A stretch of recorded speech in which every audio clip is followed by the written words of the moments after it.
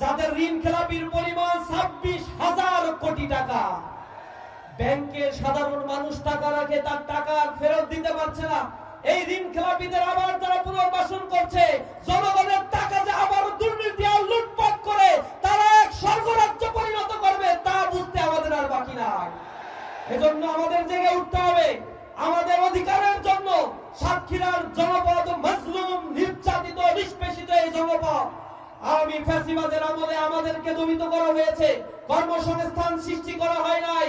এখানে মানুষের অর্থনৈতিক দুরবস্থা, বাজার সিন্ডিকেট, ঘের দখল, বাণিজ্য করতে দেওয়া হয় নাই। ব্যবসা বাণিজ্য প্রতিষ্ঠানগুলো বুলডোজার দিয়ে গুড়িয়ে দেওয়া হয়েছে।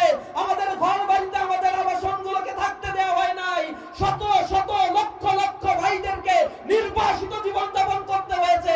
আমরা জনপদে আর কোন জালিমকে স্থান দেব না যে জালিম এই জনপদে আবার জুলুম করবে। এজন্য আমাদের জেগে উঠতে হবে। আপনারা দেখেছেন তরুণ সমাজ বাংলাদেশের প্রতিটি বড় বড় বিশ্ববিদ্যালয়, ঢাকা বিশ্ববিদ্যালয়, জাহাঙ্গীরনগর বিশ্ববিদ্যালয়, জগন্নাথ বিশ্ববিদ্যালয়, চট্টগ্রাম বিশ্ববিদ্যালয়, রাজশাহী বিশ্ববিদ্যালয়, যেগুলো জ্ঞান বিজ্ঞানের আতুর ঘর হিসেবে পরিচিত, সেই বিশ্ববিদ্যালয়গুলোতে তরুণ সমাজ একচেটিয়া ইসলামের পক্ষে, ইসলামী ছাত্র শিবিরের পক্ষে তারা রায় দিয়েছে। ইসলামী ছাত্র শিবির তাদের বলেছে, আমরা তোমাদের নিরাপদ ক্যাম্পাস উপহার দিব, নারীদের অধিকার আমরা নিশ্চিত করব, আমার মা বোনদের গায়ে যেন কেউ ফুলের টাকা দিতে না পারে, প্রতিটি শিক্ষার্থী ক্যাম্পাসে নিরাপদ থাকবে যেমনি ভাবে তারা তার মায়ের আঁচলে নিরাপদ থাকে। ইসলামী ছাত্র শিবির সেই কথা রেখেছে।